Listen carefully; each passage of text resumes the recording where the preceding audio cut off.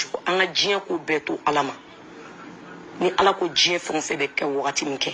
o bɛ kɛ i b'a sɔrɔ ala ye nin de dan ne fɛnɛ bɔgɔ la bingini ko lagosi n'a nɛni ne ka to a kɔnɔ fo ala mana don min na tigɛ ma mɛ n bɛ diɲɛ bɛɛ ka nɛni supporter fo bingini fanu bingini ka tila k'i sigi k'a lajɛ n'a ka di a y'a tigɛ a k'a fɔ ko fo tan bilayi tala ne ka problème ye min ye n'a ma bɔ ne la ka ban a banna ne ka alamadenya ye o de ye n bɛ mɔgɔ tɔw ta kun mɛ n tɛ bingini surtout n nɛni yɛrɛ ne ye ko dɔ de kɛ ou bien ni ko dɔ de passera problème dɔ de tɛmɛra n n'aw cɛ ni bolo hali ni problème tɛmɛra k'aw ɲɛ bɛ fɛn dɔ la ne ni bingini cɛ k'o de m'aw diya n'i bɛ bingini fɛ yɛrɛ yɛrɛ komi i bɛ k'a fɔ cogo min i bɛ na don ne de kun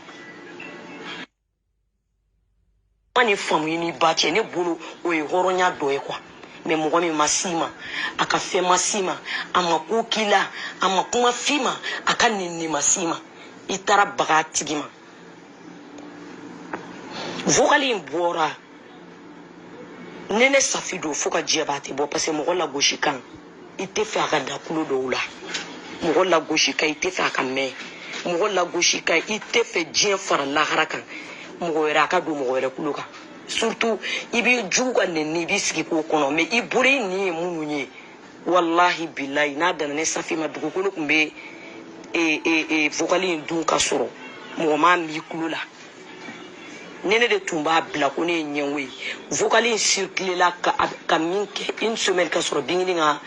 concert ma se ne de tilala ka taa don vocal tigi ninnu kun an ka bɛn ko la k'a bɛɛ fɔ k'a ban k'a bila bon ne bolo n'aw ni ne bɛnna la ni vocal bɔra aw man ka tila ka bɔ tuguni ka direct kɛ k'aw sigi ne kan ka ne nɛni mɔgɔ bɛ se so la mais i t'i sigi a nun wara kan dɛ karisa sabali dan de b'o fɛnɛ la mɔgɔ i bɛ muɲu ka wagati dɔ kɔrɔ mais i tɛ muɲu fo ka se saya ma ni ne ka farin ne ka jugu ne de ye diɲɛ sɔn bɛɛ a bɛɛ ne bɛ côté bɛɛ la fo bingini fanu parce que ne ye min kɛ mali histoire la depuis n t'a dɔn n bɛ mɔgɔkɔrɔba min tɔgɔ fɔ fo ka se nin niveau ma. ne tɛ artiste ko dɛ ne bɛ safi de kɔ n'aw ye safi provoqué billahi ne b'a yira aw la n ko jɔn de ye jiko koko la ne tɛ bigini kɔ dɛ n tɛ bigi kɔ n tɛ palmer kɔ n t'u ka fani yɛrɛ ye kabi ala ye n dama k'u ka fani ne ye safi fani di safi mana kɛ mɔgɔ min fɛ n bɛ k'i fɛ n'a y'i bila n b'i bila sinon Mamu ye mun kɛ ne la mun bɛ ne ni Mamu cɛ jɛkɛ ma nɔgɔ a ye mun kɛ tan mun bɛ ne n'a cɛ n'i ye an bɛɛ ka taa jɛ Mamu la ka Mamu kɛlɛ e de taara i sɔgɔ bɛ safi la o sinon i ni Mamu y'a ka kɛlɛ daminɛ kabi Urukinja bɛ yen a bɛ ka aw sɔn wari la tuma min na e ye ne sogo da y'a la e ye maliyɛn jumɛn da y'a la kɛlɛ in aw ka kɛlɛ ye kɛlɛ kura de ye ko Abusu ko kuma de nana ni kɛlɛ kura ye ayi dɛ o y'a sɔrɔ kɛlɛ bɛ yen dɛ n ko Urukinja de y'u lasigi ka labɛn kɛlɛ u ni ɲɔgɔn cɛ Uruki de ye labɛn kɛlɛ u ni ɲɔgɔn cɛ a ma tila ka t'i sigi plateau kan k'o Uruki kelen yɛrɛ k'o ye layiru tale k'o ma ne ka wari di n'a y'o fɔ kɛlɛ in kɛra a mɛnna Uruki fɔlɔ de y'a essayé k'a b'u labɛn mais o taara kɛ o fana bolo dulɔkidenni kanba ye a bi ni nani sigi Fisiri Wale Fitiri Fatara a kɛ e bɛ taa safi de kɛlɛ bi k'e bɛ t'i jigi da n t'a dɔn ko i ka fan club ko e bɛ safi kɛlɛ ni i ka fan club bɛ se k'i minɛ Mamu la safi ka bɔ aw ni ɲɔgɔn cɛ safi bɔ aw ni ɲɔgɔn cɛ 1 mois dɔrɔn ni Mamu ma pogo sɔrɔ a la i ka kuma ko tu ɲɛmɔgɔden tatɔ filɛ nin a bɛ pogo kɔnɔ 7 Mamu bɛ tako 3 kɛ a bɛ pogo kɔnɔ 7 sɔrɔ la ale retour a b'a k'i la Mamu bɛ ale retour kɛ bigi la billahi e bɛ siga o la e ni ba cɛ ni safi tɛ yen n'aw ye n lakuma n bɛna le a ye lakuma a ka yo n bɛ Mamu ka duniya k'a la i b'a lamɛn i b'a dɔn e bɛ dɔnkili lamɛn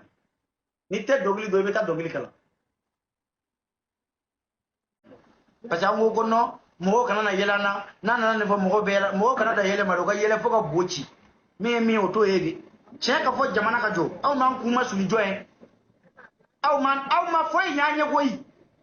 aw ma tiga ti pa ɲɛ safi n'a kanubagaw ye yan aw ma deli k'u ka sali fa wa aw y'a sɔrɔ anw ka million de vues b'an bolo a y'a sɔrɔ anw bɛ million sɔrɔ concert la a y'a sɔrɔ an bɛ concert live kɛ an taara an ye tournée mondiale kɛ aw de ye tournée mondiale sɔrɔ anw nɔfɛ aw de ye concert palais de la culture ta anw nɔfɛ Konate yan'a ka tugu safi ko kabi ala ye bigi da palais de la culture tɛ dɛ hali a ma deli ka lycée kodɔnso ta fɔlɔ n'aw t'o kalama n'aw ɲinana kojugu ne ma ɲina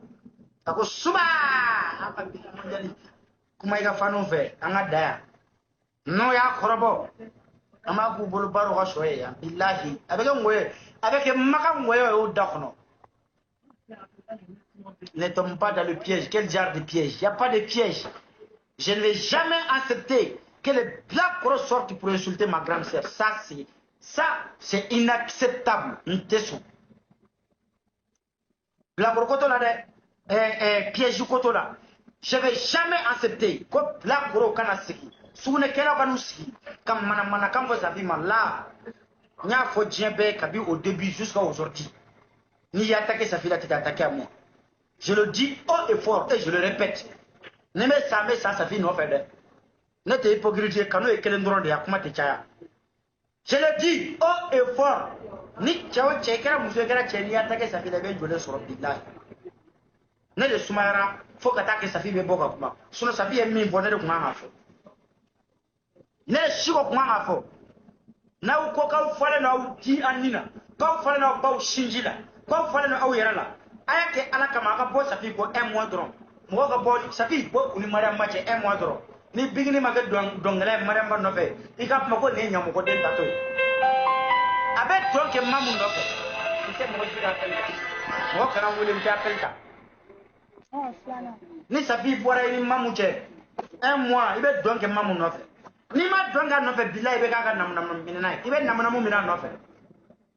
jelaka ma ko ko rebe ma ko nangara baya ma ko galomba tige ma ko kiyere victimiser ngo ka dongli da eni mamu un mois mo ko tawni ñoje billahi be donga no fe ni ma tagara pa ko dorobe iba lamine na ko sorio e ba lamine no fe me ta tricher de kata voter bigi sinon face à face mamu maramba ere takata ere perdi hal maramba to o face à face ere kana kayre adem soni ne abe micro do ma ko tade ini tanti kata nya bonyo o ko ta awata da sino mamu mani jokene ka bigi ngi jokene ka ko ay micro mine aga dogli da bigi baka micro ata ko ne aba dade ka boli na ma da ka boli ngake nya moko di e bisa gi jo mamu nya feke be dogli da e sa fille est protégée ka ki ma giragier e ka fano me boko o ko neni e tese ka boka fenfo olu ha e bi sigi e na ko fano me bolu ni jigilin dale me ko fan clubu isigi a fan e groupe e femi en train de seconde be groupe sigi e na ko be fan clubu wadana sigi 600 ba sigi fo duru a bebe fa no be saka munya poutre e kana kuma e kana fo ifo e ka boy e modro angu ni maramba fanu ye nyona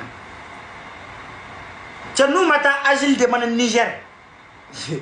wallahi billahi beta agile de man Niger kana siga aw beta agile de man Niger wallahi aw ni maramba fan duguli fanu maramba ka fanu naturel were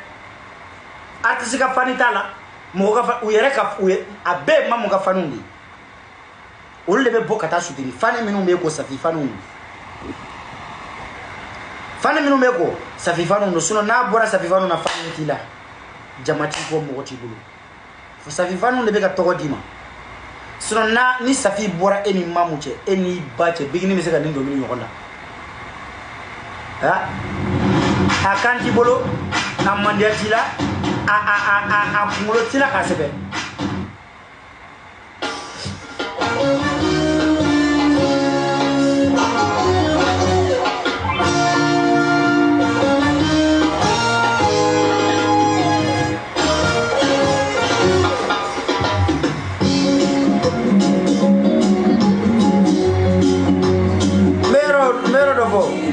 Marama mi comment on appelle faut tenir mamouche abouchi ka comportement mandi au kera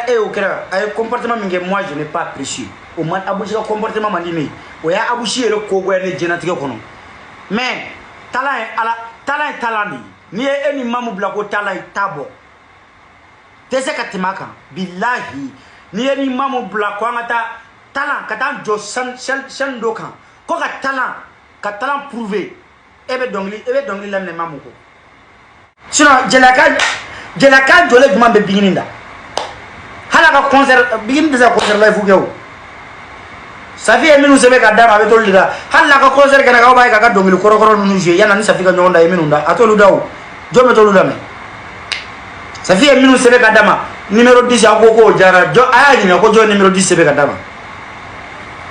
numéro 10 jo ya dla ka dama aya ni ngadla design mi fait design ba nya don bigre beze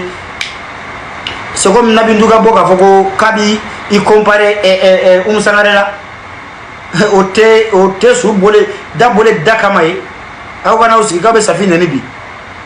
Safi taki fani bakama ka bo ni mare macha koma nyana ka sera akogora ka fanu yere bolo ayere mana aka fanu club mana ko no bigi sera be ala hauteur bo ni mare macha un mois dro aki fani bakama boy un mois ake ala kama ka ki wolo deno ka bo bigi ni mare macha un mois dro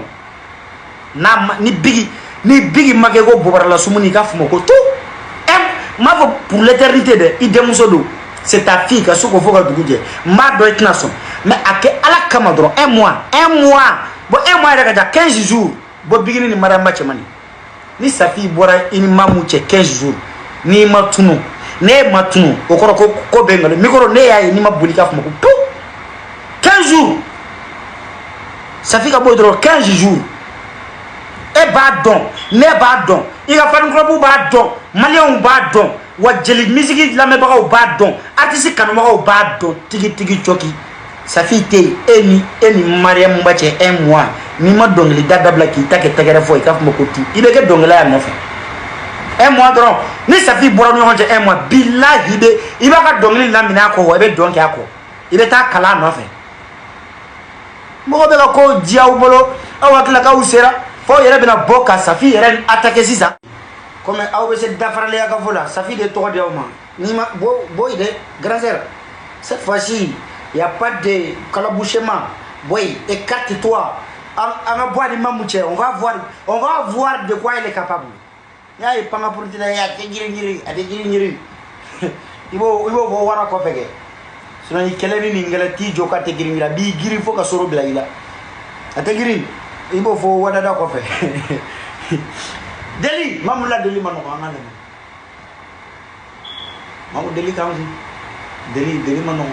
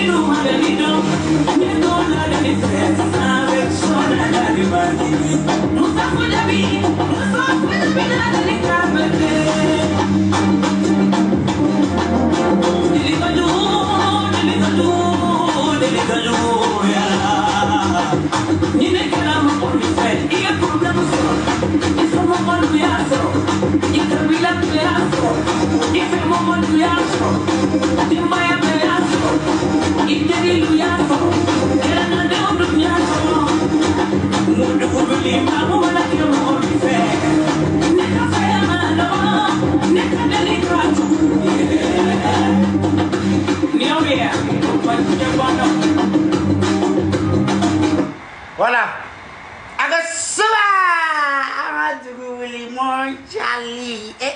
Voilà, bon, baby, t'as tiré dans. On a quoi nous a tient dans le lot, mais on a tient nous, mais n'a pas attaqué la match,